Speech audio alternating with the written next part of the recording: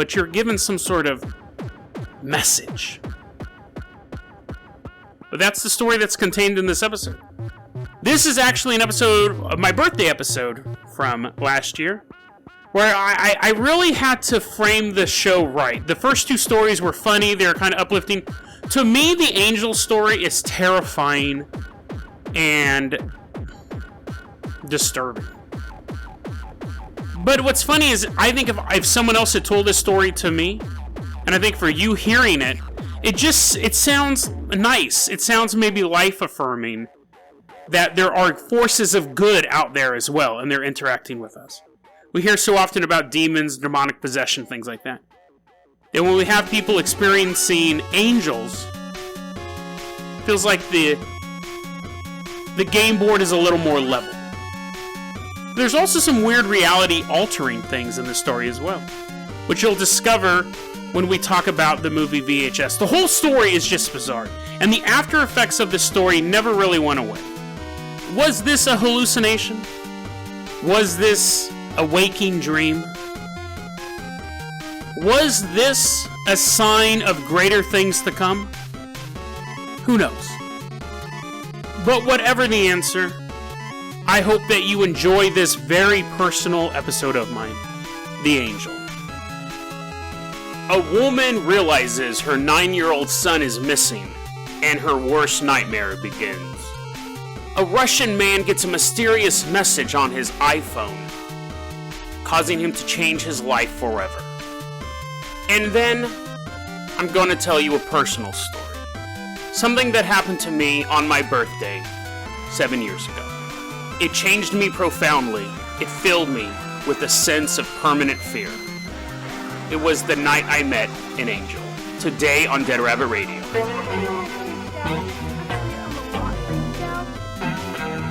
Hey everyone, welcome back to another episode of Dead Rabbit Radio. I'm your host, Jason Carpenter. I'm having a great day. I hope you guys are having a great day too. I'm recording this episode on October 3rd, but it is officially my birthday episode, October 4th. Joker comes out. I've probably already seen that by the time you're listening to this, maybe. And October 7th, new season of The Walking Dead. Tell me that is not an amazing Jason-filled weekend. I also got a birthday card from my mom. I'm going to open this real quick. I'm going to open it a day early. It says, "Happy birthday, son. Real original, Mom. Thanks." That's the top. "Can't look at you without feeling a surge of pride." Put a little on that later. "Can't remember you growing up years without a little tug at the heartstrings." Aww. "Can't let your birthday go by without reminding you how very much you're loved." My mom likes to underline words that are like special.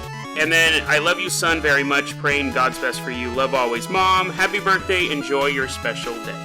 And then she sent me some Kizash. Mabala. "Thanks, Mom. You listen to this episode." I don't know.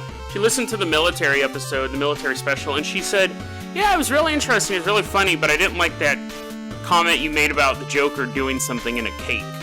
Because I talked about the Joker would masturbate in someone's cake. She goes, "Yeah, I didn't really like that part because I'm a mom. But I love you, Mom. Thank you so much for your birthday wishes. I always appreciate it." So let's go ahead and move on to our first story. This episode is probably going to be long. It's birthday special. So first off, let's hop in the Carpenter car. All of these stories today, I'm going to say this too before we get started. All of my stories today, I personally choose them. And I always personally choose them. But these ones, I think, give me a sense of joy and excitement. So let's start off with the story of a missing child. So we're going to hop in the Carpenter copter. We are flying out to St. Cloud, Minnesota. It's September 21st. We're flying over this giant race. This giant 5K, 10K race. So it does both. But you have the 5K, which is the shorter track, and then you can keep running and going on the 10K. We're flying over in our helicopter. People are getting blown away by the rotor blades.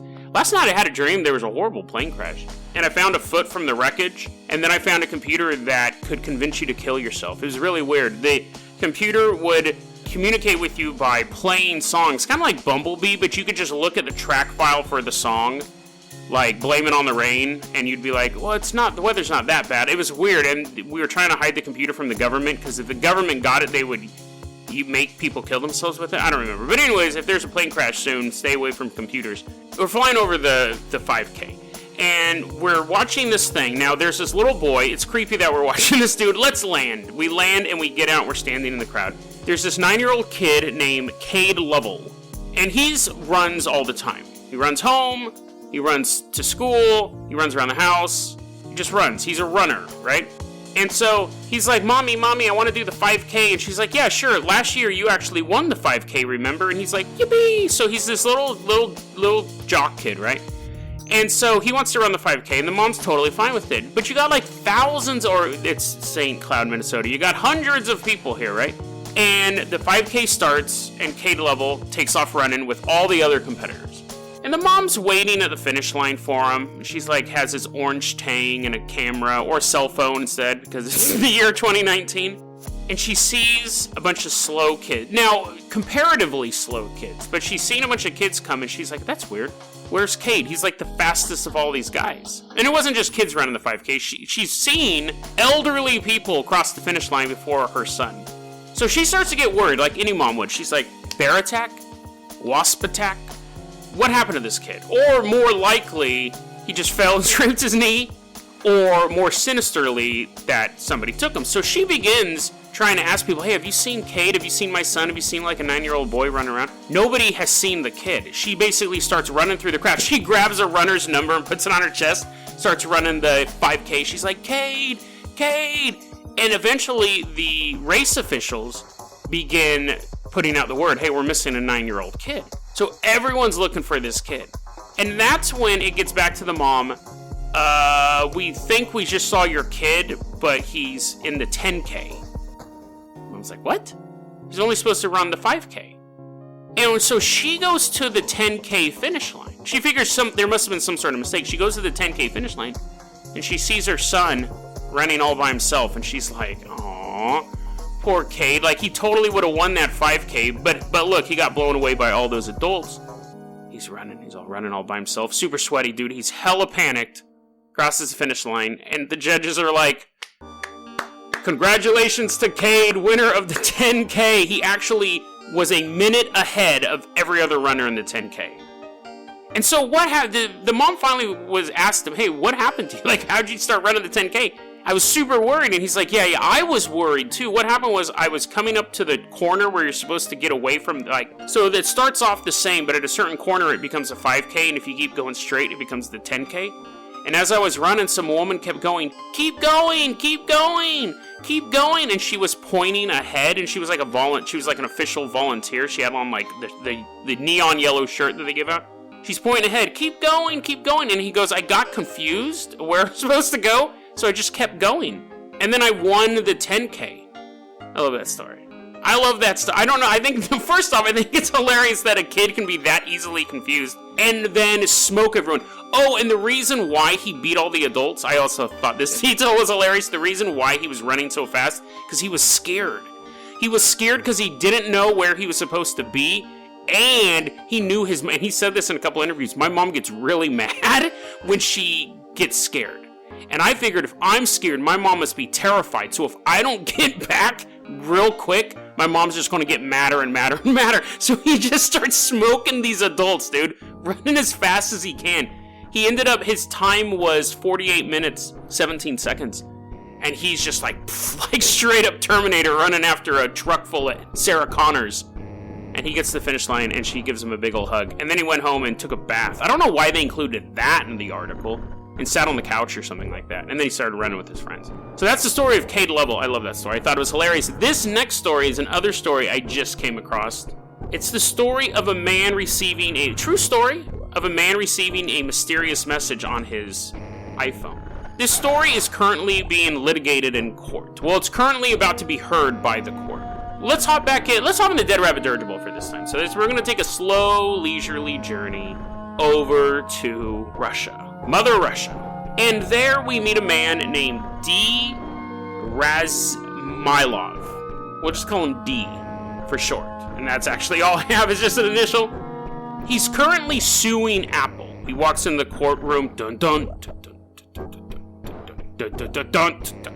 But you know, it's so funny. The other day I was looking through the newspaper and I was like, I miss TV.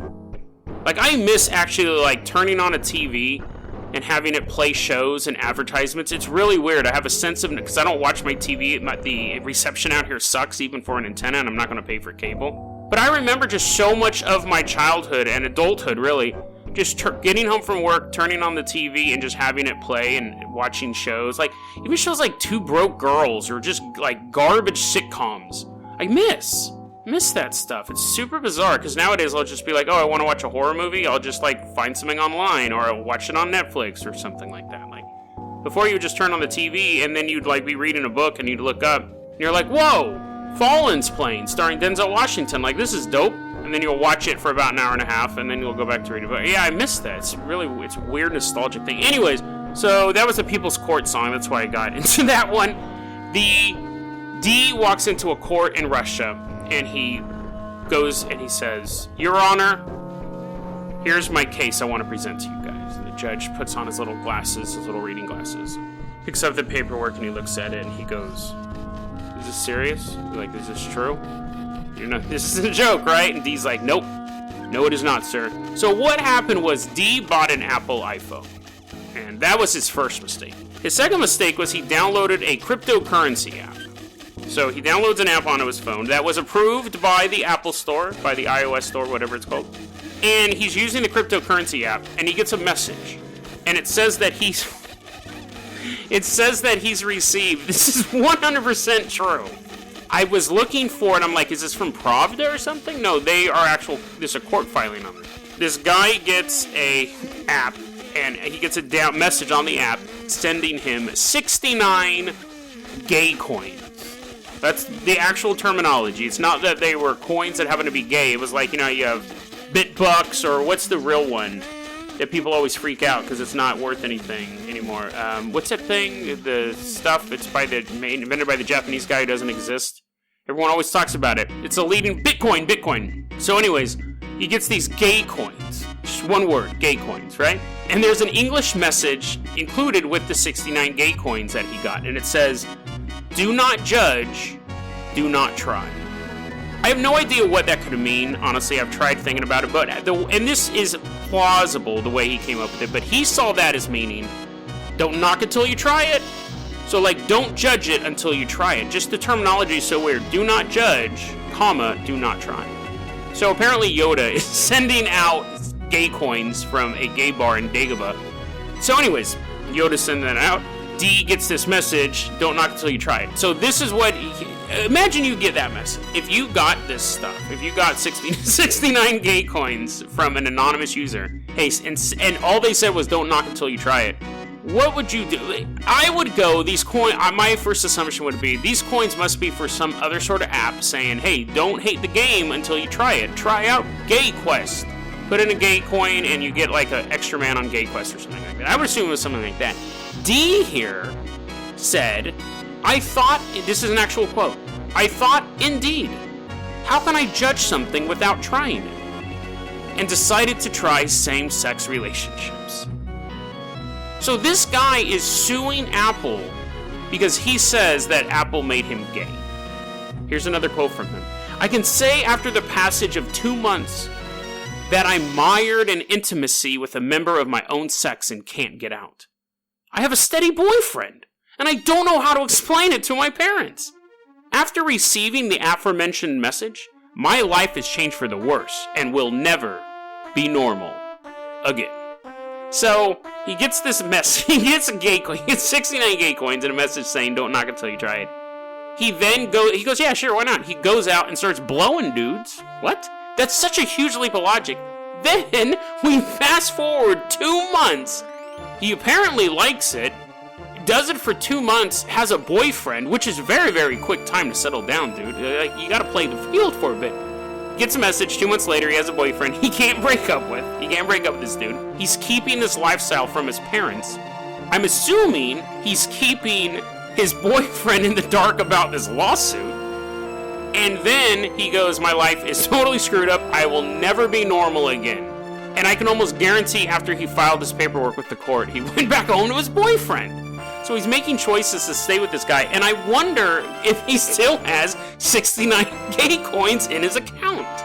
So apparently, some people are so easily persuaded that if I showed them a picture of a balloon and said, don't knock until you try it, they will bang the balloon.